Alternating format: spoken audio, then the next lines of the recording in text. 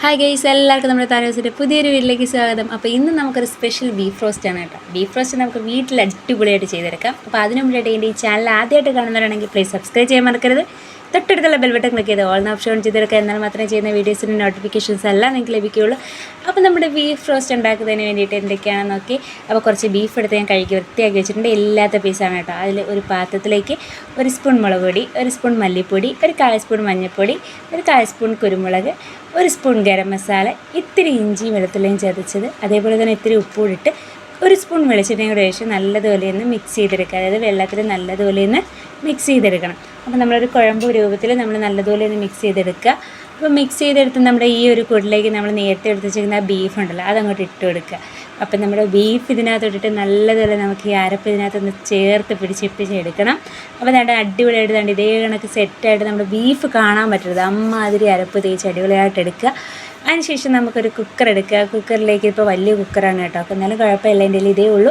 അപ്പോൾ ജസ്റ്റ് നമുക്ക് ഇതിനകത്തോട്ട് ഇട്ട് കൊടുത്തതിന് ശേഷം നമ്മൾ ആ അരപ്പ് പുരട്ടി ആ ഒരു പാത്രത്തിൽ ഇച്ചിരി വെള്ളം കൂടി ഒഴിച്ച് ഒന്ന് കഴുകി അതിനകത്ത് ഒഴിച്ച് അതിൻ്റെ കൂടെ ഒരു 1/4 ഗ്ലാസ് വെള്ളം കൂടി ഒഴിച്ച് നമ്മുടെ ബീഫ് വേവാനുള്ള വെള്ളം കൂടി ഒഴിച്ചതിന് ശേഷം ഒന്ന് കറക്കിയെടുക്കുക. കറക്കിയെടുത്തിട്ട് അതിനകത്തേക്ക് ഇച്ചിരി പെരിഞ്ചീരവും കൂടി ഇട്ട് ഒന്ന് അടച്ച് ചെറുതീയിൽ നമുക്ക് വെള്ളം വറ്റിച്ചെടുക്കുകയും വേണം. അതേപോലെ തന്നെ ബീഫ് നല്ലതുപോലെ വെന്ത് കിട്ടുകയും വേണം.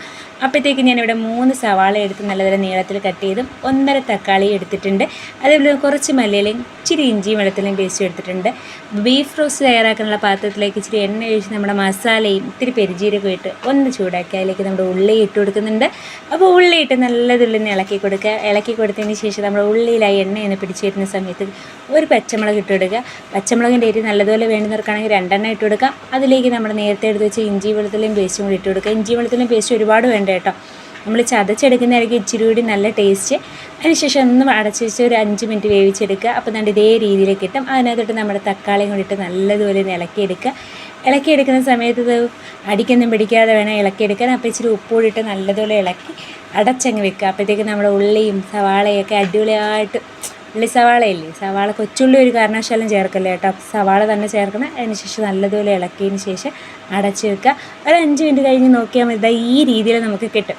അപ്പം നമ്മൾ ഈ ഒരു രീതിയിൽ കിട്ടുന്ന സമയത്ത് ആ ഉള്ളിയുടെ വെള്ളമൊക്കെ ഇറങ്ങി അടിപൊളിയായിട്ട് കിട്ടുന്നതാണ് കേട്ടോ. ഇത് നല്ല സെറ്റായിട്ട് നമ്മുടെ ഉള്ളി വാടിയൊക്കെ കിട്ടും. പക്ഷേ വെളുത്തിരിക്കുകയാണെങ്കിൽ നോക്കണ്ട, നല്ലതുപോലെ ഒന്ന് വറ്റിച്ചെടുക്കുക. വറ്റിച്ചെടുത്തിട്ട് അതിനകത്തോട്ട് നേരത്തെ എടുത്തതുപോലെ തന്നെ 1 സ്പൂൺ മുളക് പൊടി, 1 സ്പൂൺ മഞ്ഞൾപ്പൊടി, 1 സ്പൂൺ മല്ലിപ്പൊടി, 1 സ്പൂൺ മസാലപ്പൊടി, അതായത് ഗരം മസാലയാണ് കേട്ടോ, മസാലയിട്ട് ഇത്തിരി കുരുമുളക് പൊടി ഇട്ട് നല്ലതുപോലെ ഒന്ന് ഇളക്കി താണ്ട് ഇതേ കണക്ക് നമ്മുടെ ആ ഒരു കൂട്ട് ഇതിനകത്തോട്ട് സെറ്റാക്കി എടുക്കുക. അപ്പം താണ്ട് ഈ ഒരു വെള്ളം രീതിയിലായിരിക്കും നമുക്ക് കിട്ടുന്നത്. അത് ഇച്ചിരി ഒന്ന് എല്ലാം ചെയ്യുന്നത് നമ്മുടെ ലോ ഫ്ലെയിമിലായിരിക്കണം കേട്ടോ, അല്ലെങ്കിൽ കരിഞ്ഞു പോകും. അപ്പോൾ താണ്ട് ഈ ഒരു പാകത്തിന് കിട്ടുന്ന സമയത്ത് നമുക്ക് ഇതിനകത്ത് കുറച്ച് മല്ലിയിലയും കൂടി ഇട്ട് ഒന്ന് ചെറുതായിട്ട് വറ്റിച്ച് കുറുക്കി എടുക്കുക. താണ്ട് ഈ ഒരു പാകത്തിന് എടുക്കുക. ഇത് അങ്ങനെ വന്ന സമയമാണ് നമ്മുടെ താണ്ട് ബീഫ് താണ്ട് നല്ലതുപോലെ വെള്ളമൊക്കെ പറ്റി നല്ല ഡ്രൈ ആയിട്ട് വെന്ത് റോസ്റ്റ് രീതിയിൽ നമുക്ക് കിട്ടുന്നുണ്ട്.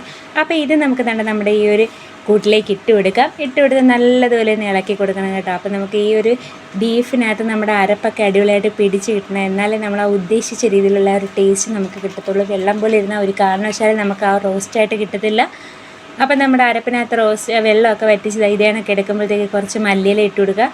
മല്ലിയില ഇട്ട് നല്ലതുപോലെ ഇളക്കി കൊടുക്കുക. അപ്പം നമ്മുടെ ആ മല്ലിയില ആ റോസ്റ്റിനകത്ത് പിടിച്ച് നമുക്ക് കിട്ടണം, മല്ലിയുടെ ടേസ്റ്റ് നമുക്ക് അതിനകത്ത് കിട്ടണം. അപ്പോൾ ആ ഒരു രീതിയിൽ നല്ലതുപോലെ ഒന്ന് ഇളക്കി അടിപൊളിയായിട്ട് മല്ലിയില എല്ലായിടവും ഒന്ന് എത്തി വരുമ്പോഴത്തേക്കും നമുക്ക് എന്ത് ചെയ്യുക, ഇതിനകത്തോട്ട് കുറച്ച് നാരങ്ങ നീര് ഒഴിച്ചു കൊടുക്കുക. അതായത് ഒരു നാരങ്ങയുടെ പാതി വേണം ഒഴിച്ചു കൊടുക്കാൻ. അതിൻ്റെ ആ ഒരു അല്ലിയൊക്കെ മാറ്റിയതിന് ശേഷം വേണം നമുക്ക് ഒഴിച്ചു കൊടുക്കാം. ഒഴിച്ചു കൊടുത്തതിന് ശേഷം ആ ഒരു പുളി നമുക്ക് ഇതിനകത്തോട്ട് കിട്ടത്തക്ക രീതിയിൽ എടുക്കാം.